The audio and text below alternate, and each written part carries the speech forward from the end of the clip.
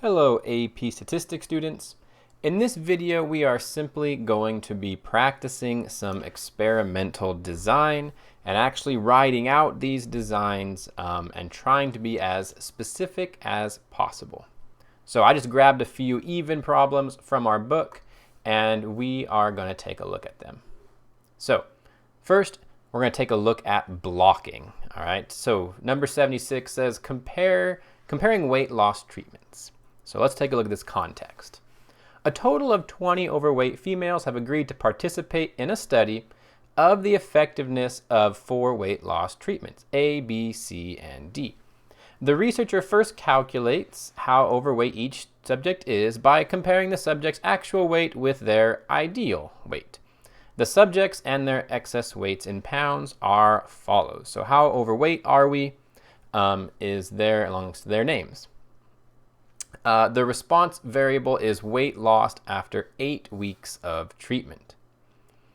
All right, so letter A, what are we doing here? If the 5 most overweight women were assigned treatment A, and the next 5 most overweight were assigned B, and so on, then the amount overweight would be a confounding variable. Explain this statement carefully. All right, so in the short there, if we give the treatment to the 5 heaviest, treatment A to the 5 heaviest, and the next 5 heaviest get B, we won't know if the differences we see in the treatment results are from the treatment or the fact that it was the 5 most overweight, or given to the 5 least overweight subjects. We won't know the difference between those two variables in our response. So that is why it's a confounding variable. So let's write that out for letter A. All right, we won't know if the difference in our response variable is coming from the treatments or the weights or the different weights of the subjects. All right, that's the confounding variable there of weight. We won't know why there's a difference in the response variables from treatment to treatment because they had this commonality where the 5 heaviest got the one, the 5 least heaviest got the other, etc., etc. All right, part B. Describe how to randomly assign the women to treatments using a randomized block design. Use blocks of size 4 formed by the amount over weight. All right, so how is that different than what we just did? Well, we are going to group them by amount over weight, kind of like the last one. But then we're not going to give treatment A only to that one first group. We're going to randomly give all 4 treatments to that group. So what we're first going to do here is block the women by the weight. So first we will block the subjects by amount over weight. So block 1 will be the 4 subjects who are least overweight. Block 2 will be the next 4 heaviest, and so on until the 5th block will be the 5 most overweight subjects. So that's how we're blocking them, but we're not quite done yet. We have to actually describe how we're going to randomly assign them now. So now we're going to randomly assign treatment A, B, C, or D to each of those participants. So treatment A, B, C, D will randomly be given to each subject, to the subjects in each block.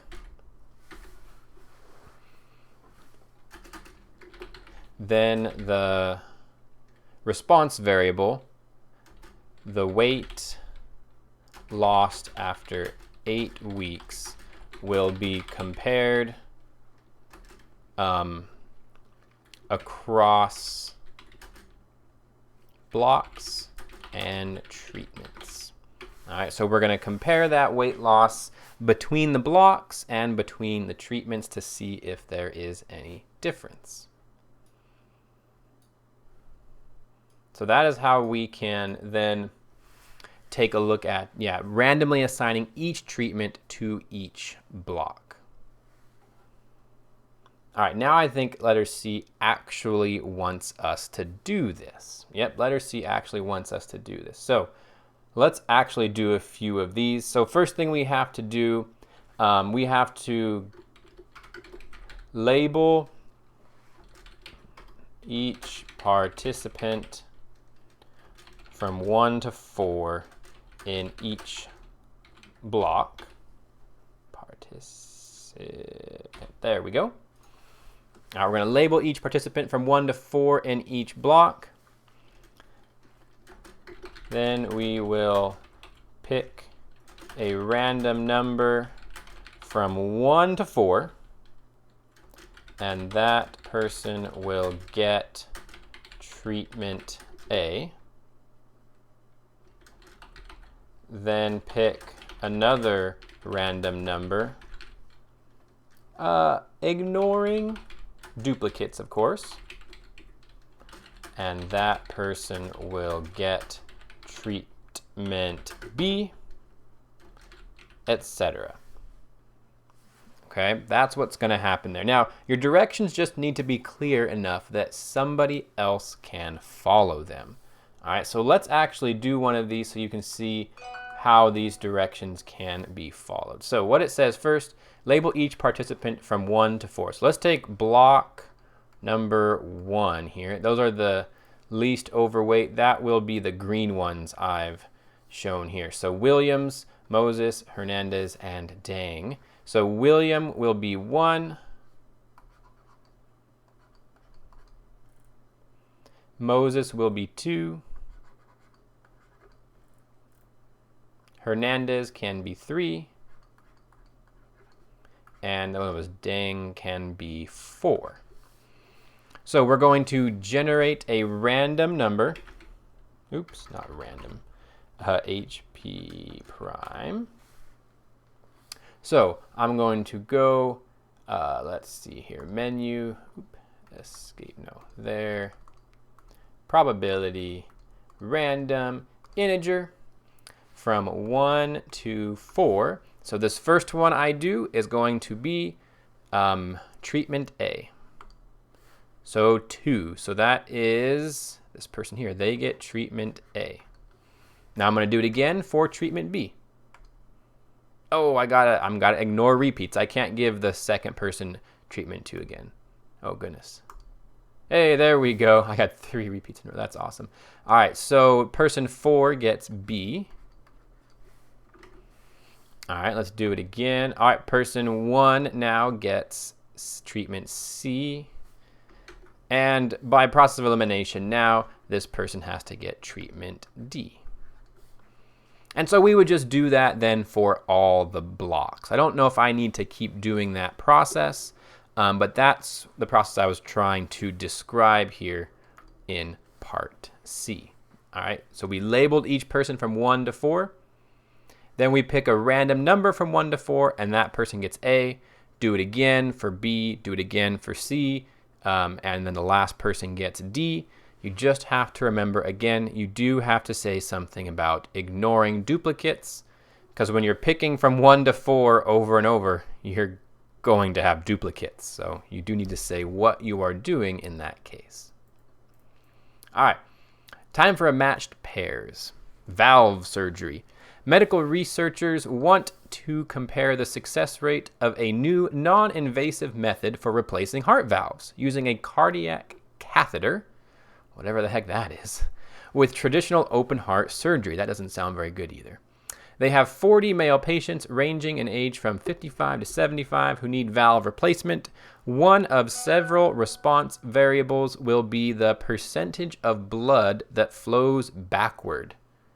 That sounds bad. In the wrong direction through the valve on each heartbeat. Design an experiment that uses a completely randomized design to investigate this question. All right, so complete random is we would label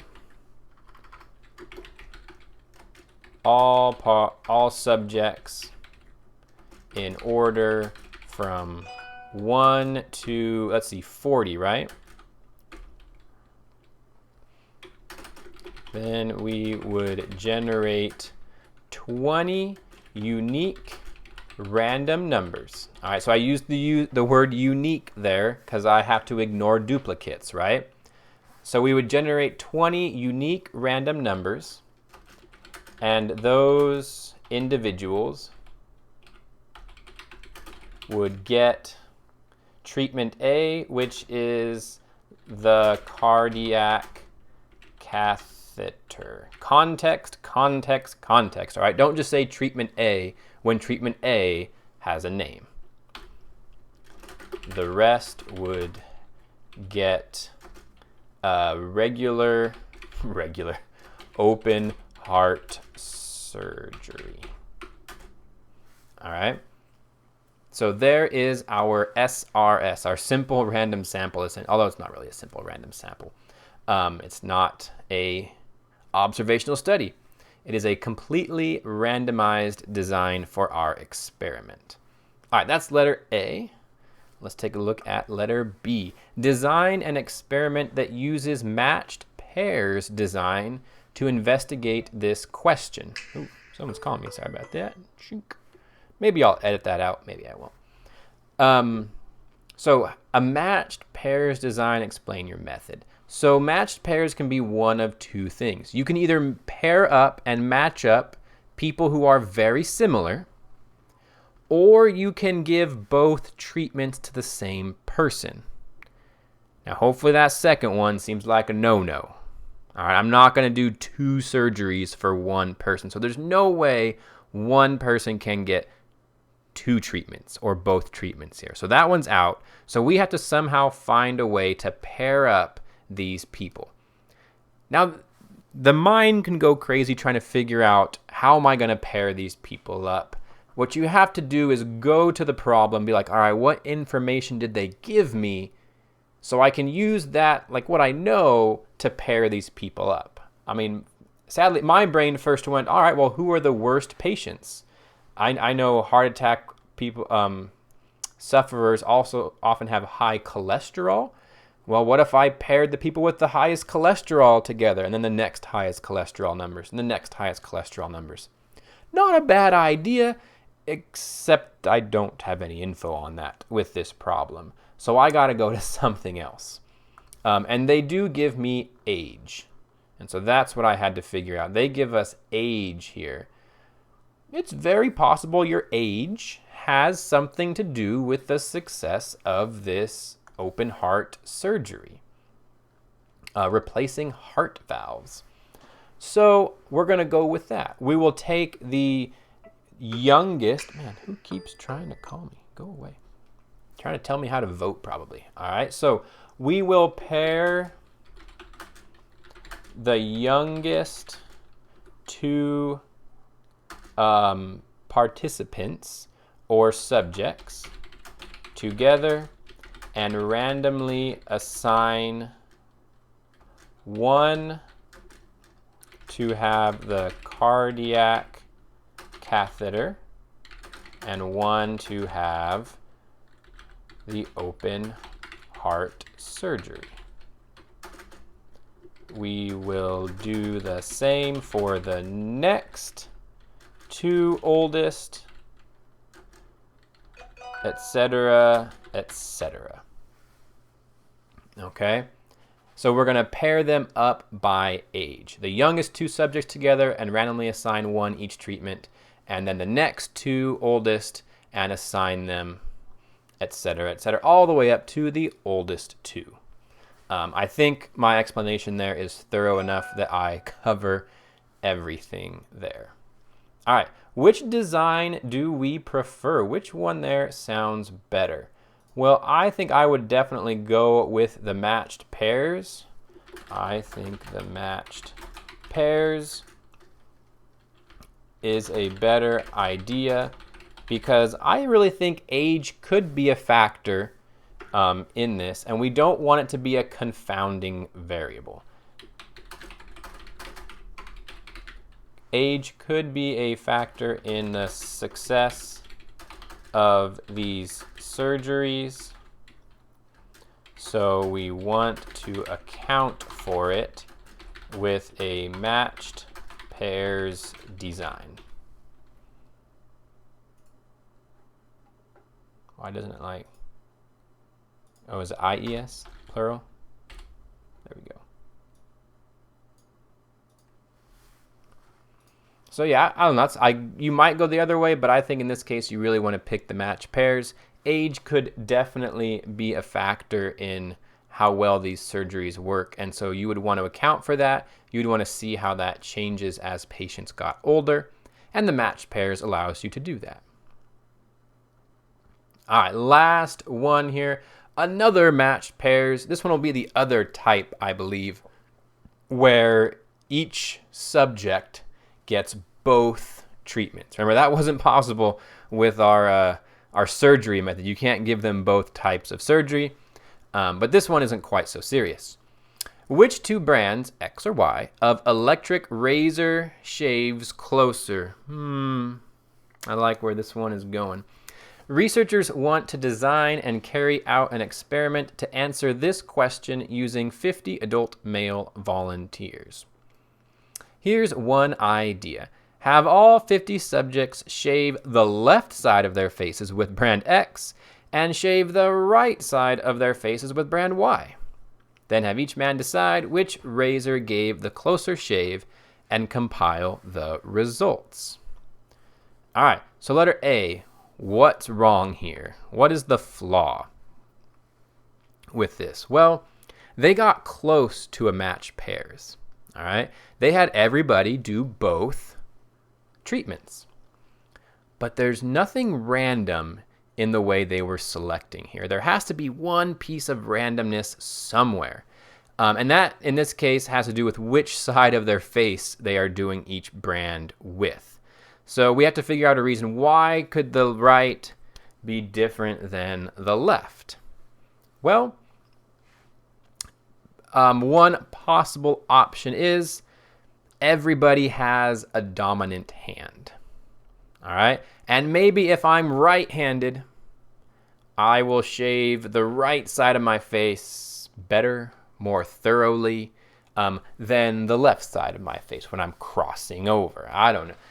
It's possible that could be the case. All right. So men's dominant hand, dominant, too many anants in there, isn't there? Could be a confounding variable because brand X is always the right side and brand Y is always the left side. And you might even add, and a majority of people are right-handed. I'm pretty sure it's still a pretty big majority. So that's an issue. So part B, how would we fix that? Well, all we have to do is have these men randomly pick a side to do brand X and randomly pick a side to do brand Y. That's all this matched pairs was missing. So have each man, I'm going to say flip a coin. You usually want to stay away from flipping coins for randomization because it can be issues when you try to apply it to too many situations. But here, because there's only two options, a coin does kind of work. Have each man flip a coin before shaving. If it lands heads, then brand X will be on the left and brand Y on the right. If it lands tails, then brand Y will be on the left and brand X will be on the right. So now that I've introduced some randomness to this matched pairs design, it has been fixed. Again, so this matched pairs, yes, everybody gets both treatments, but the order has to be random. Either which one you do first and which one you do second. In this case, which one is left and which one is right. That order must be random. All right, hopefully that helps clear up these three-ish types of grouping. We've got blocking, we've got the two types of matched pairs design.